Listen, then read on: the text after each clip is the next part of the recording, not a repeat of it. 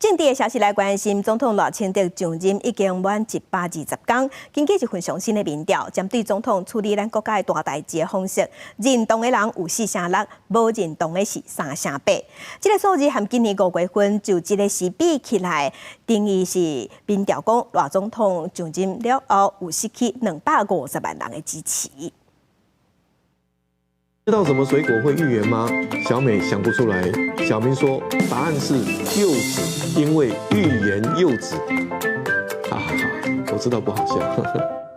祝福大家中秋佳节快乐！拄着中秋节，总统赖清德伫社群平台打出轻松的底片来祝福国民。原来赖总统上任到打满120天，经过台湾民意基金会上新的民调，赖总统声望的部分赞同伊处理国家大事方式的有46.6%，无赞同的有38.5%。甲5月份就一时相比，赞同的减少11.4%，无赞同的是增加13%。基金会董事长尤英良分析讲，赖总统上任8日以来，增加13个百分点，等于250万名无支持的人。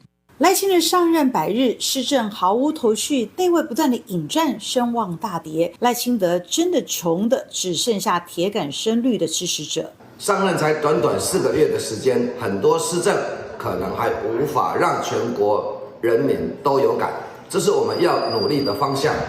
未来会用施政成绩单争取国人的认同。针对处理两岸关系，46%的民众满意赖总统的表现，40.7%是无满意。尤英良认为讲，显示赖总统对中国采取强硬立场，是得到多数国人的肯定。政治学者指出，赖总统两岸政策是依持同款的方向，这个议题支持甲反对的人变化无大。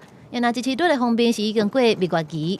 国家元首就任了以后，都会有一个我们所谓的政治学上所谓的蜜月期，声望也好，支持度也好，相对会比较高峰。6个百分点就表示说，他在过去的100日，群众对他基本上是肯定的啊，但是也并没有更高度的支持，当然也没有对他有特别大的反对。学者表示，以赖清德当选得票率40%做基准，目前是属于正常范围的支持率。若未来民调支持率继续下降3个百分点以上的时，这就是赖政府的警讯。记者综合报道。